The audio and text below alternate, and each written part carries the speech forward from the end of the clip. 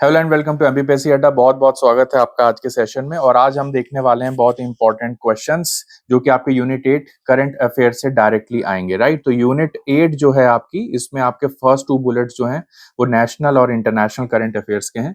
तो मैं multiple series में इन वीडियोस को लेके आ रहा हूँ। प्लीज इन क्वेश्चंस को जरूर देख लेना क्योंकि ये क्वेश्चंस डायरेक्टली आपको एग्जाम में दिखने वाले हैं। अब एग्जाम में होता ये है कि करंट अफेयर से हमें लगता है कि 10 क्वेश्चंस आने वाले हैं, लेकिन आते हैं अराउंड 15 टू 18। कैसे?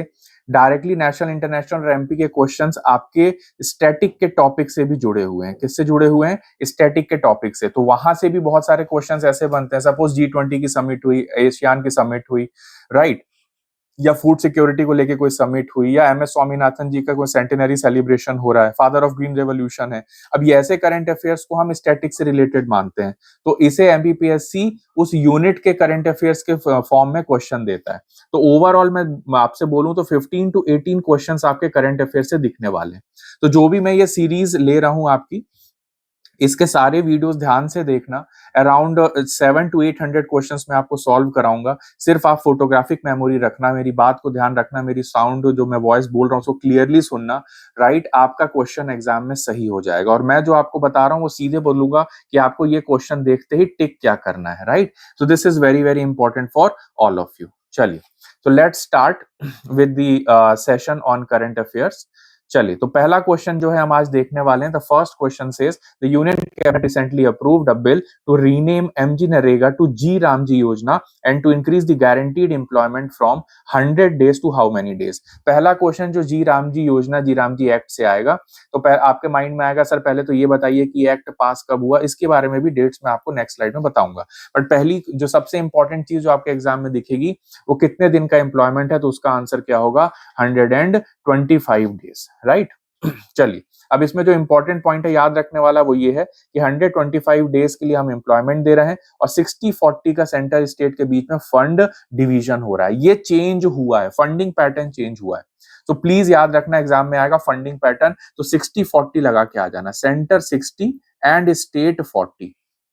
ठीक है, और टिक क्या कर दोगे? 125 डेज। चलो, अब सबसे नेक्स्ट इंपॉर्टेंट नेक्स्ट क्वेश्चन आपके एग्जाम में आएगा डेट्स। आपके एमपीपीएससी को डेट्स से बहुत प्यार है, तो देखिए आप क्वेश्चन क्या आएगा? विकसित भारत गारंटी फॉर रोजगार एंड आजीविका मिशन ग्रामीण बिल 2025 कब इंट्रोड्यूस हुआ, कब पास हुआ, कब राज्यसभा में पास हुआ, कब उसको असेंट मिला एंड कब वो इनटू इफेक्ट आया।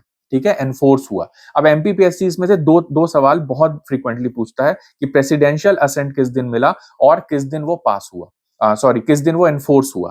तो प्रेसिडेंशियल असेंट की जो डेट है इस एक्ट की वो है 21 दिसंबर एंड इन्फोर्सिंग की जो डेट है वो है 1 अप्रैल रिसेंटली 2026। तो इसकी जो सीक्वेंसिंग है वो ये है कि 16 दिसंबर को ये इंट्रोड्यूस होता है लोकसभा में, 18 दिसंबर को ये पास होता है, 18 दिसंबर को ही सेम डे राज्यसभा में भी पास हो जाता है। प्रेसिडेंशियल असेंट इसको after 13 days, sorry after 3 days जो है वो दिसंबर 21 को मिलती है और केम इनटू इफेक्ट 1 अप्रैल। तो दो डेट याद रखना, 21 दिसंबर, राइट, 2025 रिसेंटली जो है ये इसको पास किया गया, असेंट मिला, और 1 अप्रैल से ये एनफोर्स किया गया। जब आपका ईयर शुरू होता है 1 अप्रैल से, तब वो एनफोर्स किया गया। और कितने दिन का एम्प्लॉयमेंट दिया? 125 डेज का। क्या है? फंड शेयरिंग, 60:40 की फंड शेयरिंग। ठीक है, चलिए, तो ये बहुत इंपॉर्टेंट क्वेश्चन कवर किया। अब देखिए आपके सिलेबस में एक टॉपिक है एजुकेशन, आपके सिलेबस में एक टॉपिक है education, higher education and education. Unit 6 की अगर मैं बात करूं तो बुलेट पॉइंट नंबर 2 जो है उसमें एमपी की एजुकेशन कवर किया जा रहा है। राइट, एंड साथ ही साथ इकोनॉमी में रीसेंट ट्रेंड्स कवर किया जा रहा है, रीसेंट ट्रेंड्स। अगर आप देखें तो बुलेट नंबर जो आपको मिलेगा वो 7 मिलेगा। ठीक है, इंडियन इकोनॉमी का। तो मैंने आपको थोड़ा सा टॉपिक भी बताया कि हम किस चीज से कनेक्ट करते हुए करंट को पढ़ रहे हैं, बहुत ज्यादा इंपॉर्टेंट है। ठीक है, तो यहाँ पे देखो यूनियन कैबिनेट का क्या क्वेश्चन है? It has approved a bill to create a new regulatory body to replace the UGC को रिप्लेस करने के लिए हमने नई बॉडी बनाई है। इस बॉडी का नाम क्या है? अब एमपीपीएससी तो बहुत ही स्मार्टली ऑप्शन बनाएगा क्योंकि एग्जाम में जो है आपका वो निगेटिव मार्किंग का हो गया है इस साल से। ठीक है, अब जैसे ये जो आपको ऑप्शन दिख रहे हैं, अब इसमें अगर आपने थोड़ा भी पढ़ा होगा या सुना होगा तो आपको पता है कि करेक्ट आंसर इसका higher education commission of India है, कमीशन ऑफ इंडिया है। लेकिन एमपीपीएससी हो सकता है कि इतने क्लियर कट ऑप्शंस ना बनाए। एमपीपीएससी ऑप्शन बनाएगा higher education committee of India, higher education council of India, higher education commission of India या higher education body of India या higher education some regulator of India. ठीक है, तीन तो आपको सी वाले ऑप्शन देगा। तो अगर आप सिर्फ HECI पढ़ के गए तो आप सी के भी तीन ऑप्शन वो आपको देगा, हायर एजुकेशन के साथ काउंसिल, कमीशन, कमिटी। याद रखना एग्जाम में आपको क्या टिक करना है, एग्जाम में आपको टिक करना है क्या, कमीशन, कमीशन, कमीशन। ठीक है, राइट। अब ध्यान रखने वाली बात कि यहाँ पे दो चीजें, फिर से लास्ट पॉइंट बता रहा हूं, HECI और CIC स्टैंड्स फॉर कमीशन। इतना याद रखोगे ये क्वेश्चन आपका सही हो जाएगा। ठीक है, higher education commission of India is the correct answer. ठीक है, अब देखिए स्पोर्ट्स से क्वेश्चन आते ही आते हैं आपके एग्जाम में। यस, स्पोर्ट्स से क्वेश्चन आते हैं। अब यहाँ पे देखो लियोनेल मेसी जो है वो अभी रिसेंटली इंडिया विजिट किए थे, तो इनका स्टैचू बनाया गया। कहाँ स्टैचू बनाया गया, 70 फीट टॉल है, ये एग्जाम में पूछेगा नहीं, इस क्वेश्चन स्टेटमेंट में दिया गया है, बट कहाँ बनाया गया, तो इसका आंसर क्या होगा, कोलकाता होगा। राइट, बस इतना याद रखना, Kolkata is the answer. Lionel Messi football वहां बहुत फेमस है। नेक्स्ट क्वेश्चन आएगा, यूनेस्को की इंटर गवर्नमेंटल कमिटी कहाँ होस्ट की गई, यूनेस्को की इंटर गवर्नमेंटल कमिटी। देखिए कीवर्ड्स को मैंने कलर कर रखा है। यूनेस्को की इंटर गवर्नमेंटल कमिटी की मीटिंग कहाँ होस्ट की गई या सेशन कहाँ होस्ट किया गया, तो आंसर इसका क्या होगा, red fort new Delhi. Red fort में इसको होस्ट किया गया, दिल्ली में।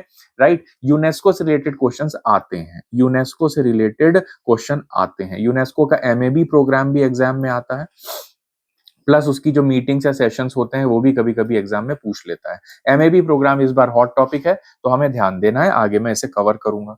राइट, अब यहाँ पे थोड़ा सा अवार्ड सेरेमनीज का है। गोल्डन ग्लोब्स हॉराइजन अवार्ड जो है रेड सी इंटरनेशनल फेस्टिवल जेद्दा यानी सऊदी अरेबिया में हुआ, तो इसमें किसको अवार्ड दिया गया, आलिया भट्ट को अवार्ड दिया गया। तो गोल्डन ग्लोब में आलिया, ऐसे करके याद कर लीजिएगा। ठीक है, चलिए नेक्स्ट क्वेश्चन की तरफ आगे बढ़ते हैं। ये बहुत इंपॉर्टेंट क्वेश्चन है। इंडिया का पहला हाइड्रोजन फ्यूल पैसेंजर वेसल, कैसा वेसल है यहाँ पे, hydrogen fuel passenger vessel. Right, ये कहाँ लॉन्च किया गया है, तो आंसर इसका है वाराणसी। कहाँ पे लॉन्च किया गया है, वाराणसी में लॉन्च किया गया है। ठीक है, ध्यान रखना इसको।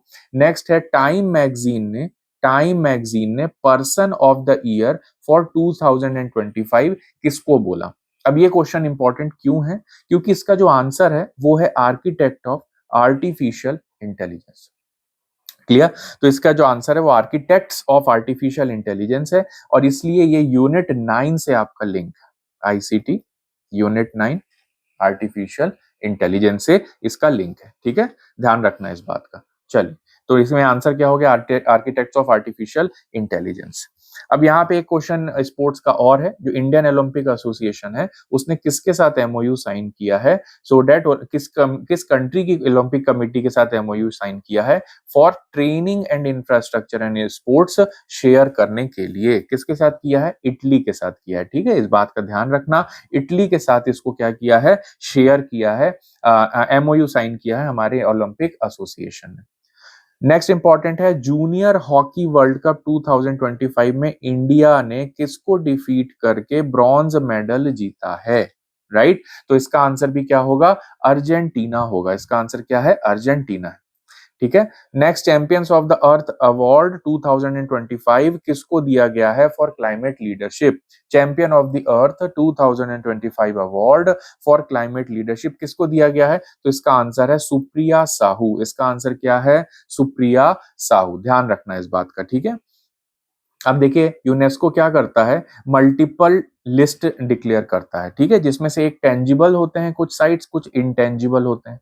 अब इंटेंजिबल मतलब कल्चरल चीजें, इंटेंजिबल मतलब जिनकी फिजिकल एग्जिस्टेंस नहीं होती, right, which you can't touch, it's called as intangible.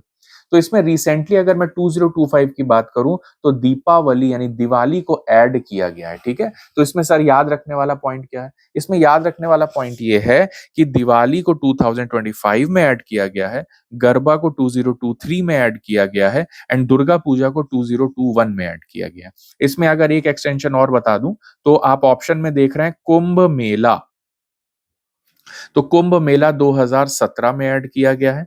Diwali का आपको 2025 बता दिया, दुर्गा पूजा का आपको 2021 बता दिया, और एक ये है योगा भी इसमें ऐड किया गया है 2016 में। ठीक है, 2016 में। तो ध्यान रखना, ये क्वेश्चन मुझे लग रहा है यूनेस्को पे, मैंने आपको बोला एक क्वेश्चन आता ही आता है, या तो आ जाएगा उनका सेशन कहाँ हुआ, दिल्ली में, बट उससे ज्यादा प्रोबेबल क्वेश्चन ये है कि इंटेंजिबल कल्चरल हेरिटेज, राइट? ये कहाँ है, क्या है? दिवाली इसका करेक्ट आंसर है। और दूसरी बात, इसमें गरबा जो है 23 में ऐड हुआ, दुर्गा पूजा 21 में ऐड हुआ, कुंभ मेला 2017 में ऐड हुआ और योगा जो है वो 2016 में ऐड हुआ। लास्ट 5 एंट्रीज मैंने आपको ऐड करा दी। अगर एग्जाम में फर्स्ट एंट्री पूछ ले तो वैदिक चैंटिंग्स टिक कर देना, वैदिक चैंटिंग्स टिक कर देना, ठीक है? वैदिक चैंटिंग्स को हमने यूनेस्को की लिस्ट में ऐड किया है। क्लियर?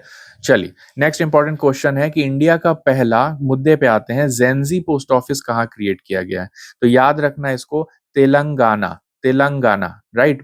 तेलंगाना में, हैदराबाद में जेंजी पोस्ट ऑफिस क्रिएट किया है, जेंजी पोस्ट ऑफिस क्रिएट किया है। तो जेंजी पोस्ट ऑफिस वर्ड देखते ही क्या टिक कर दोगे? तेलंगाना टिक कर दोगे। नेक्स्ट इंपॉर्टेंट है, टाइम मैगजीन ने CEO of the year for 2025 किसको डिक्लेयर किया है? अब होता यह है कि आपके यूनिट 9 में एक टॉपिक है, यूनिट 9 में टॉपिक है सोशल नेटवर्किंग साइट्स। कौन सा टॉपिक है? Social networking sites. अब वहां पे कुछ आपको एप्स एंड पोर्टल्स रटने होते हैं, समझने होते हैं, वेबसाइट्स रटनी होती हैं। अब यहाँ पे आपको जो कंपनियां दिख रही हैं, कुछ मेजर, गूगल, माइक्रोसॉफ्ट, यूट्यूब, तो इनके सीईओज पढ़ लीजिएगा। साथ ही सोशल नेटवर्किंग या सोशल मीडिया एप्स के जो सीईओज हैं वो भी आपको पढ़ने होते हैं। तो यहाँ पे ये क्वेश्चन उससे रिलेटेड है। इसका आंसर है Neal Mohan, who is the CEO of YouTube. किसके सीईओ हैं अभी? यूट्यूब के सीईओ हैं, ठीक है? नेक्स्ट इंपॉर्टेंट क्वेश्चन है इसमें, 17.5 बिलियन का एआई और स्किल्स में कौन सी कंपनी ने इन्वेस्टमेंट करने की अनाउंसमेंट की है? Which IT company recently announce investment of 17.5 billion in AI and skills development in India? तो इसका आंसर क्या है? माइक्रोसॉफ्ट। किसने किया है? माइक्रोसॉफ्ट ने किया है अनाउंस कि हम 17.5 बिलियन जो है वो इन्वेस्ट करेंगे। वन तारा कंजर्वेशन के सेंटर किसने फाउंड किया है? हम सभी को पता है कि अनंत अंबानी जो है उन्होंने इसको फाउंड किया है। कई बार इसमें एनवायरमेंट से रिलेटेड, एनवायरमेंटल कंजर्वेशन जो आपका यूनिट 7 में है ना, वहां से ये क्वेश्चन आने के बहुत ज्यादा चांसेस बनते हैं, ठीक है? नेक्स्ट है पेटा, पेटा ये भी वाइल्ड लाइफ से रिलेटेड है। सो पेटा इंडिया ने person of the year award किसको दिया है? Very important question, wild life से रिलेटेड है। मैंने आपको पहले भी बताया कि direct national international current affairs भी आते हैं 5 से 6 क्वेश्चन, जिसमें मिलिट्री एक्सरसाइज, स्पोर्ट्स, पर्सनैलिटीज आती हैं। कुछ क्वेश्चन सीधे आपके स्टैटिक पार्ट से भी रिलेटेड आते हैं अपडेटेड फॉर्म में। इसलिए करंट अफेयर्स आपसे 15 से 18 क्वेश्चन, और इस साल मेरे को ऐसा लगता है कि 20 क्वेश्चन करंट से आएंगे, कहीं ना कहीं जुड़े हुए, ठीक है? तो तैयारी अच्छे से करें। राइट, तो पर्सन ऑफ द ईयर किसको दिया गया है? रवीना टंडन को ये अवार्ड दिया गया है, person of the year award, ठीक है? तो ये याद रखना। नेक्स्ट इंपॉर्टेंट है, श्योक टनल कहाँ बनी है? देखिए हम सबको पता है कि श्योक ट्रिब्यूटरी है, यहाँ से ऐसे इंडस आती है एंड देन पाकिस्तान चली जाती है, लेकिन जब इंडिया एंटर करती है तो लेह के पास से फ्लो करती है और नॉर्थ से उसमें आके कौन सी रिवर मिलती है? श्योक। और श्योक के साथ उसकी एक ट्रिब्यूटरी है जिसको बोलते हैं न्यूब्रा, राइट? तो न्यूब्रा, श्योक और इंडस, और लेफ्ट से आती है जस्कर। इतनी रिवर्स आपको पता होती हैं इंडस के बारे में, प्लस यहाँ पे एक रिवर आके मिलती है किशन गंगा, ये भी एक ट्रिब्यूटरी है इंडस की। ये ट्रिब्यूटरीज वो ट्रिब्यूटरीज हैं जो पंचनद के अलावा मैं आपको बता रहा हूं, अदर देन द पंचनद्स, ठीक है? तो श्योक पे टनल बन रही है, तो ये कहां पे होगी? राइट, लद्दाख में होगी। तो राजनाथ सिंह जी ने रिसेंटली डेडिकेट किया 920 metre long Shyok tunnel to the nation. कहां पे? तो इसका आंसर क्या हो जाएगा? लद्दाख हो जाएगा। अब देखिए, ये Shyok is the tributary of Indus, ठीक है? तो मैं यही बोल रहा हूं, अब ये ज्योग्राफी से आपका कनेक्शन हो गया, या आप इसको इंफ्रास्ट्रक्चर से कनेक्टेड करंट भी समझ के पढ़ सकते हैं, ठीक है? चलिए आगे बढ़ते हैं।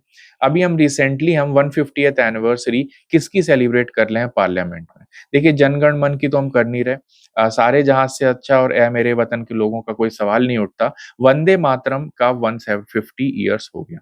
तो सर आप बोलेंगे कि वंदे मातरम तो बंकिम चंद्र चटर्जी ने आनंद मठ में लिखी थी, और आनंद मठ तो सर उन्होंने बुक लिखी थी 1882 में, तो ये 150 ईयर्स कैसे हो गए? एक्चुअली में ये सॉन्ग उन्होंने 1875 में लिखा था। 1875 में क्या हुआ था? आर्य समाज का भी स्टैब्लिशमेंट हुआ था। 1875 में क्या हुआ था? थियोसॉफिकल सोसाइटी का भी फॉर्मेशन हुआ था। लेकिन 1875 में एक चीज कौन सी हुई थी? और वंदे मातरम का भी उन्होंने लिखा था। तो हम 1875 से अगर कैलकुलेट करें तो 2025 तक ये हमारे 150 ईयर्स हो गए। और इसी को हमने अभी रिसेंटली डिस्कस किया था कि पार्लियामेंट में हम सेलिब्रेट करेंगे। तो इस तरह से जो मैंने टेक्निक बताई प्लीज याद रखिएगा। और थियोसॉफिकल सोसाइटी आनंद मठ 1882 में लिखी गई। थियोसॉफिकल सोसाइटी का हेडक्वार्टर अड्यार शिफ्ट किया गया था, राइट। अड्यार शिफ्ट किया गया था चेन्नई के पास 1882 में, राइट। और किसने स्टैब्लिश किया था थियोसॉफिकल सोसाइटी, प्लीज कमेंट करके बताना, ठीक है। चलो नेक्स्ट इंपॉर्टेंट है, who has been honoured with the FIFA peace prize 2025। देखिए इसका आंसर डोनाल्ड ट्रंप है, इसको बस आप याद रख लेना, पीस प्राइज के लिए Donald Trump, that's it. Monetary policy committee में आरबीआई ने कितना रिड्यूस किया रेपो रेट। देखिए आरबीआई आपके सिलेबस में है, क्वेश्चन ये आएगा मॉनेटरी पॉलिसी कमेटी किसके अंडर फंक्शन करती है, तो आरबीआई के अंडर फंक्शन करती है। बस मुझे आपको एक ट्रिक यहाँ पे ये बतानी है कि कभी भी गलती से भी इस तरह के क्वेश्चन फंस जाएं और रिडक्शन या इंक्रीज की बात करें तो जनरली आरबीआई 0.25% इंक्रीज और डिक्रीज करता है। तो 5.5 से कहां कहानी पहुंच जाएगी, 5.25 में कहानी पहुंच जाएगी। बस इतना ही ट्रिक बताना था मुझे इस क्वेश्चन से, राइट। ध्यान रखना, इंडो रशिया एनुअल समिट कहां हो रही है और उसमें कौन आ रहा है, तो किसने पार्टिसिपेट किया, तो रशियन साइड से मोस्ट ऑफ द टाइम कौन ही आते हैं, व्लादिमीर पुतिन ही इंडिया में आते हैं। तो इसका आंसर आपको रेडी रखना है। Youngest player to achieve a FIDE rating, देखिए इसका आंसर ये है, फिडे चेस से स्पोर्ट से 2-3 क्वेश्चन आने हैं, एक क्रिकेट से आएगा, एक पर्सनैलिटी जो अवार्ड जिसको राजीव गांधी खेल रत्न, अर्जुना, ये सारे अवार्ड्स मिले हैं, वो पर्सनैलिटी आएगी, राइट। और तीसरा क्वेश्चन बनता नहीं है, लेकिन अब अगर चेस पे क्वेश्चन आ गया, यंगेस्ट प्लेयर जिसने फिडे रेटिंग अचीव की है, तो उसका आंसर है सर्वज्ञ कुशवाहा। क्या आंसर है उसका, सर्वज्ञ कुशवाहा, ठीक है, ध्यान रखना इस बात का।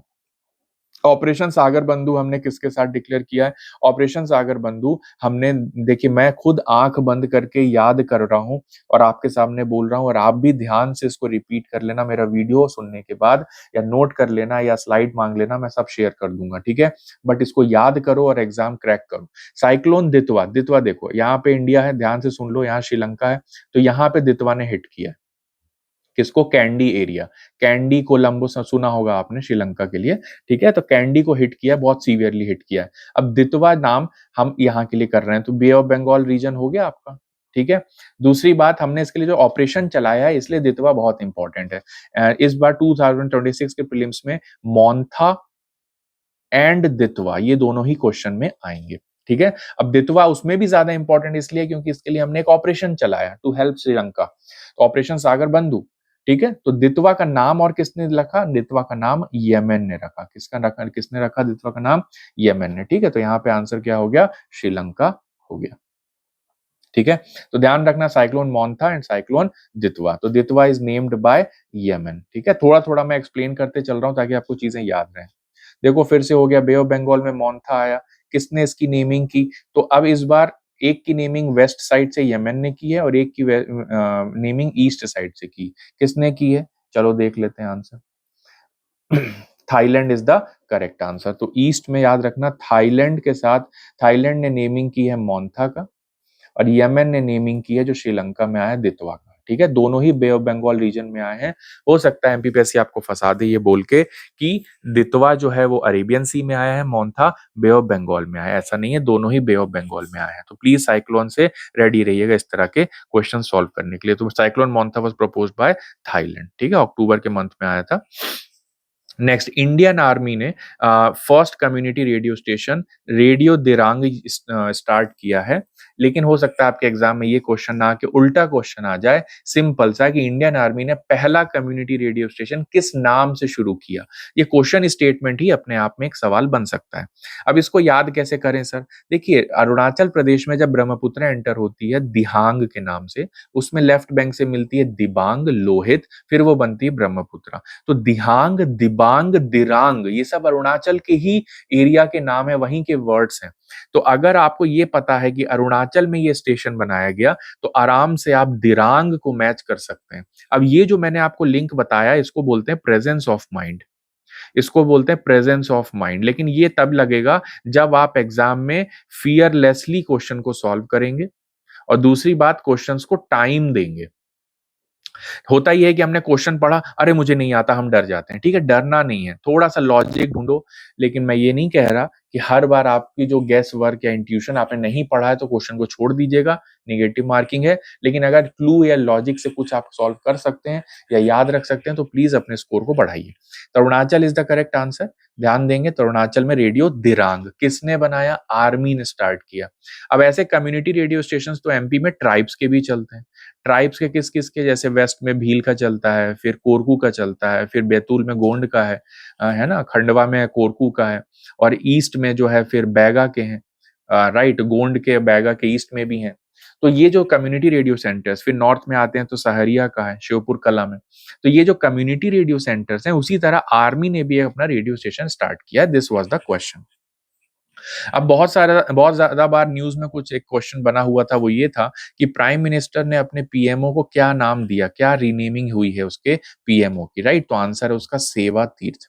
कर्तव्य पथ मत लगा के आ जाना, ध्यान रखना इसको। इट कर्तव्य पथ तो वो राजपथ है जहां पे आपकी रिपब्लिक डे की परेड होती है, ठीक है। राइट, तो और सेंट्रल सेक्रेटेरिएट जो है, सेंट्रल सेक्रेटेरिएट का नया नाम क्या हो गया है? कर्तव्य भवन। सेंट्रल सेक्रेटेरिएट का नाम क्या हो गया है? कर्तव्य भवन। रास्ता जो पाथ है उसका नाम हो गया कर्तव्य पथ। और जहां ये बैठते हैं पीएमओ, प्राइम मिनिस्टर, ठीक है, फर्स्ट सर्वेंट ऑफ इंडिया बोला था जवाहरलाल नेहरू जी ने प्राइम मिनिस्टर का अल्टरनेट नेम। तो फर्स्ट सर्वेंट सेवा के लिए बैठेगा, तो सर्विस करेगा, सेवा करेगा, सेवा तीर्थ, एंड इट्स ऑस्पिशियस प्लेस।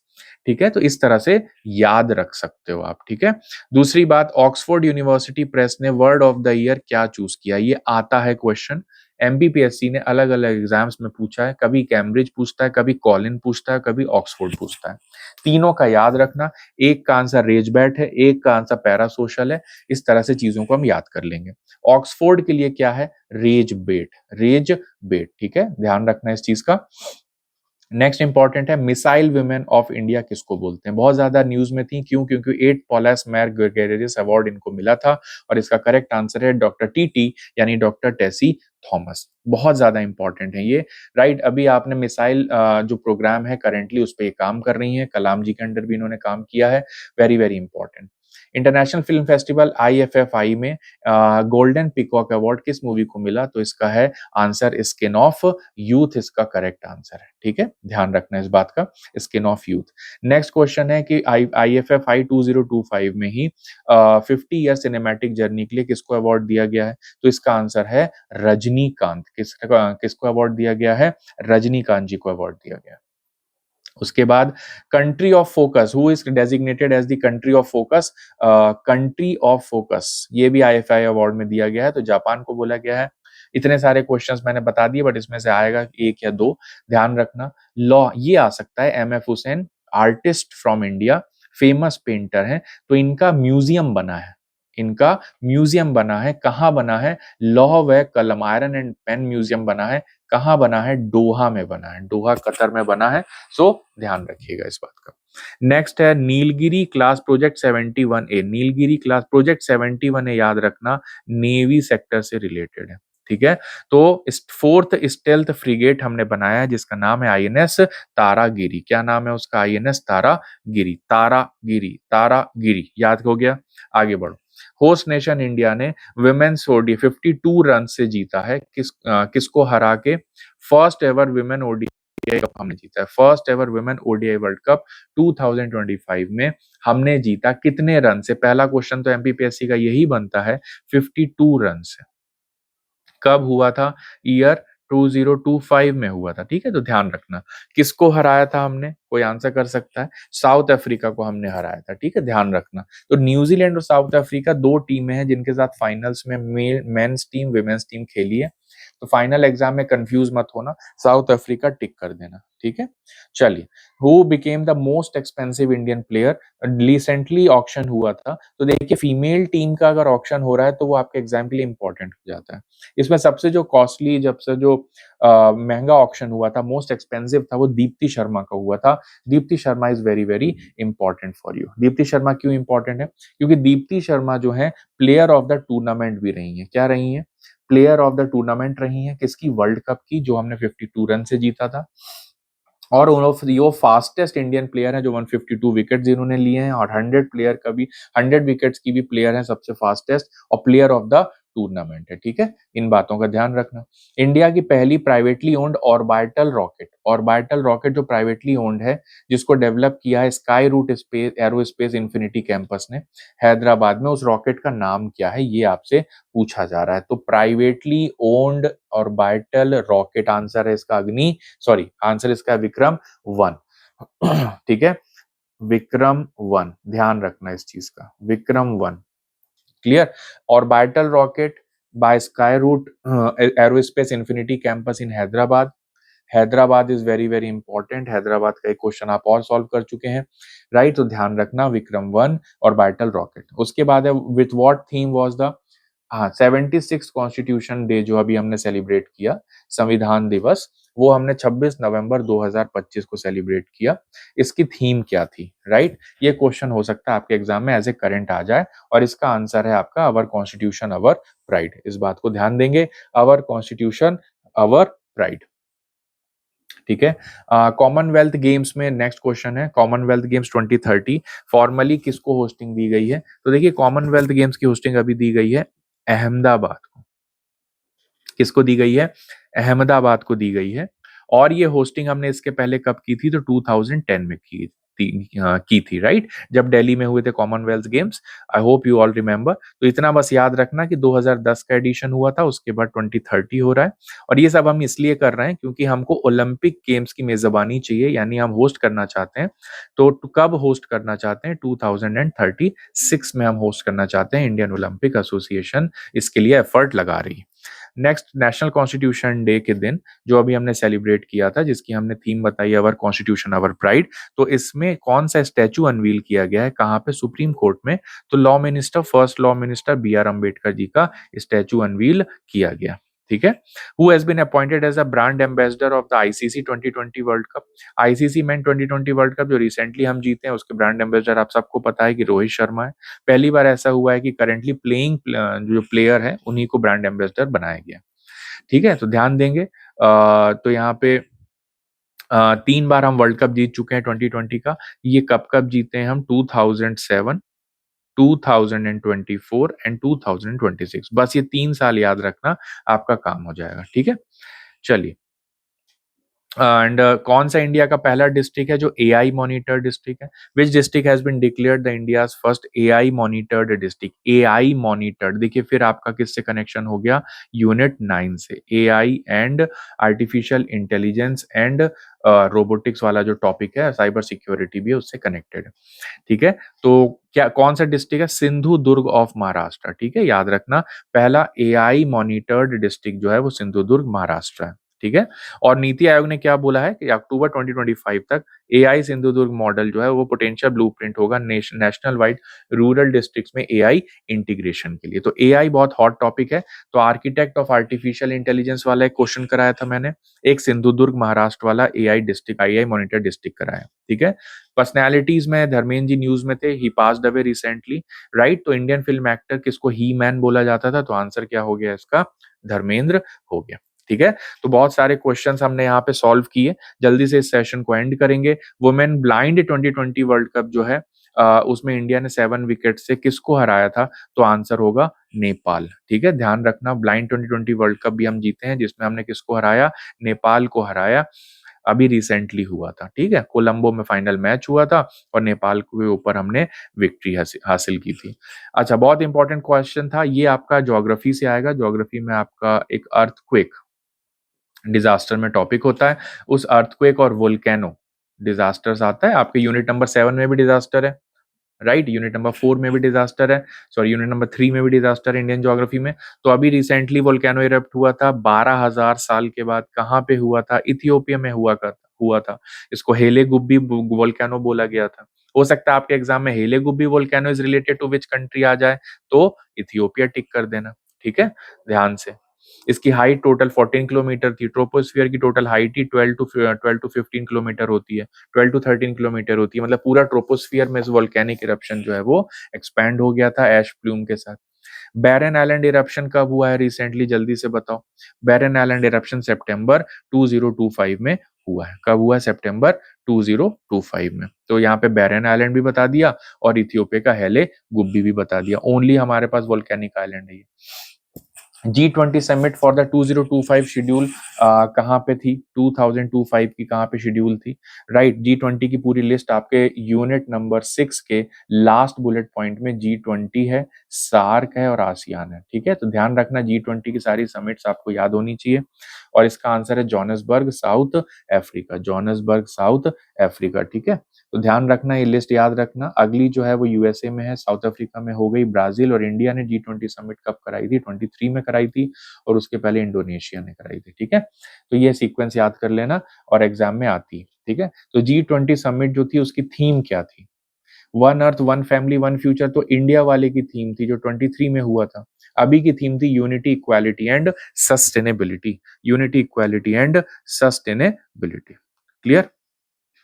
चलिए, which industrialist has been honored an honorary doctor of science economics degree by the University of London? तो इसका आंसर है कुमार मंगलम बिरला, ठीक है। तो which industrialist अभी recently doctor of science economics मिला गया है, तो पर्सनैलिटी सेक्शन से कुमार मंगलम बिरला आपको एग्जाम में दिख सकते हैं, ठीक है। चलिए, तो वेरी वेरी कॉन्ग्रेचुलेशंस, आपका पहली सीरीज पहला वीडियो खत्म हुआ। इसमें जितने भी क्वेश्चंस मैंने आपको बताए हैं, प्लीज उस चीज का ध्यान रखिएगा, राइट। और ये सारे क्वेश्चंस एक बार देख लीजिएगा, इनको रिवीजन कर लीजिएगा। और जोहान्सबर्ग G20 समिट हो गया, और बैरन आइलैंड इरप्शन सितंबर, चलिए रिवीजन करा ही देता हूँ। बैरन आइलैंड इरप्शन जो है सितंबर 2025 में हुआ था। हेले गुप भी इथियोपिया में हुआ था, ठीक है। ब्लाइंड 2020 वर्ल्ड कप हम नेपाल से जीते हैं 7 विकेट से, श्रीलंका में मैच हुआ था। हिंदी फिल्म इंडस्ट्री में हीमैन धर्मेंद्र जी को बोला जाता है। उसके बाद पहला एआई मॉनिटर डिस्ट्रिक्ट जो है वो सिंधुदुर्ग महाराष्ट्र है। आईसीसी 2020 वर्ल्ड कप का ब्रांड एम्बेसडर रोहित शर्मा जी थे, राइट। उसके बाद नेक्स्ट इंपॉर्टेंट था नेशनल कॉन्स्टिट्यूशन डे में जो थीम थी वो अवर कॉन्स्टिट्यूशन अवर प्राइड थी, और स्टैचू किसका बनाया गया, B.R. अम्बेडकर जी का बनाया गया। उसके बाद कॉमनवेल्थ की होस्टिंग 2030 में अहमदाबाद में दी गई है। उसके बाद हमने इसके पहले 2010 में होस्ट किया था, और हम ओलंपिक 2036 में होस्ट करने वाले हैं। थीम है our constitution our pride. Skyroot space agency ने कौन सा ऑर्बिटल रॉकेट बनाया है, विक्रम 1 बनाया है, right. Most expensive Indian player women premiere league में कौन बनी, दीप्ति शर्मा, जो प्लेयर ऑफ द टूर्नामेंट भी थी। Fastest 100 wicket, fastest 150 wicket 2020 international में from Indian man and women combined, right. उसके बाद हमने होस्ट हमारी इंडिया की टीम जो है वुमेन ओडीआई में, हमने जो ओडीआई वर्ल्ड कप जीता था उसमें किसको हराया, इंडियन टीम ने, इंडियन वुमेन टीम ने साउथ अफ्रीका को हराया। Stealth frigate Nilgiri class project 17 है, प्रोजेक्ट 17 और प्रोजेक्ट 75 दोनों ही नेवी से जुड़े हुए हैं। प्रोजेक्ट 75 में हम सबमरीन बनाते हैं, 17 में हम स्टील फ्रिगेट बनाते हैं। स्टील फ्रिगेट का आंसर आईएनएस तारागिरी है। लॉ ऑफ कलम म्यूजियम एमएफ हुसैन का दोहा कतार में बना है, ध्यान रखना। कंट्री ऑफ फोकस किसको बोला है, जापान को बोला है, बस इतना वर्ड याद रखना। आईएफएफआई में एक पर्सनैलिटी को जिससे 50 ईयर जर्नी के लिए अवार्ड दिया गया वो रजनीकांत है। उसके बाद जो मूवी को अवार्ड मिला है वो स्किन ऑफ यूथ है। उसके बाद नेक्स्ट है missile women of India Tessy Thomas को बोला जाता है। उसके बाद Oxford word of the year rage bait है, ध्यान रखना, राइट। पीएमओ के ऑफिस का नाम सेवा तीर्थ है, और सेंट्रल सेक्रेटरी का नाम कर्तव्य भवन है। उसके बाद रेडियो स्टेशन जो community radio station Indian army का है वो रेडियो दिरांग है, कहाँ पे, अरुणाचल प्रदेश में। मॉन्था जो आया है वो बे ऑफ बंगाल में आया है, नाम उसका किसने रखा है, थाईलैंड ने रखा है। साइक्लोन दितवा जो आया है वो भी बे ऑफ बंगाल में श्रीलंका को अफेक्ट किया है, और उसका नाम किसने रखा है, यमन ने, वेरी गुड। उसके बाद फीडर रैंकिंग में यंगेस्ट प्लेयर कौन है, सर्वज्ञ कुशवाहा है। उसके बाद 23rd India Russia annual summit जो हुई है उसमें व्लादिमीर पुतिन आए थे, right. Monetary policy committee RBI release करता है, 0.25 से डिक्रीज की उसने repo rate. FIFA peace prize हमको डोनाल्ड ट्रंप को दिया है। उसके बाद 150th एनिवर्सरी में वंदे मातरम की 1875 के रेफरेंस से मना रहे हैं। आनंद मठ 1882 में लिखी गई है। श्योक टनल जो है वो बेसिकली लद्दाख में अभी इनॉग्रेट हुई है, 920 मीटर की है। पेटा इंडिया ने रवीना टंडन जी को अवार्ड दिया है। वंतारा कंजर्वेशन जो है वो आनंद अंबानी ने बनाया है। एआई और स्किल के लिए 17.5 बिलियन माइक्रोसॉफ्ट जो है वो इंडिया में इन्वेस्ट करेगा। CEO of the year Neel Mohan of YouTube को बनाया गया है। पहला Gen Z post office Hyderabad Telangana में बना है। इंटेंजिबल कल्चर हेरिटेज जो हम दिवाली को मिला है 2025 में, 2023 में गरबा को मिला है, और आपका दुर्गा पूजा को 2021 में मिला है, और उसके पहले कुंभ मेला को 2017 में मिला है, और उसके पहले जो है योगा को 2016 में मिला है, ठीक है, ध्यान रखना है इसको। इसके पहले champions of the earth award Supriya Sahu ji को दिया गया है। उसके पहले जूनियर हॉकी टीम आपने किसको हराया, अर्जेंटीना को हरा के जीते हैं।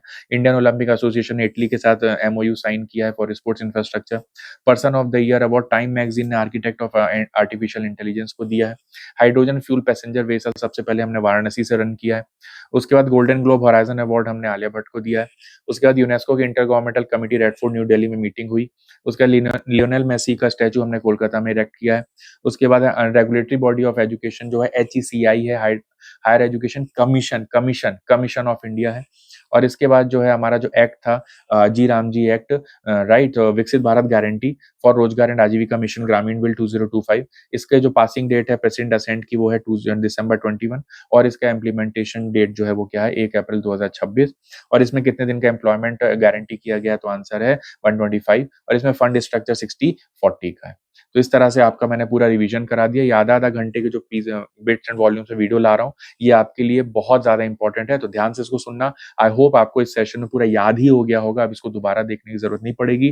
बट फिर भी अगर आपको लगता है कि देखना है तो प्लीज इसको दोबारा सुन लेना एक बार मेरी बात को। और मैंने बहुत से पॉइंट्स इंटरलिंकिंग के बताए हैं, वो ध्यान रखना।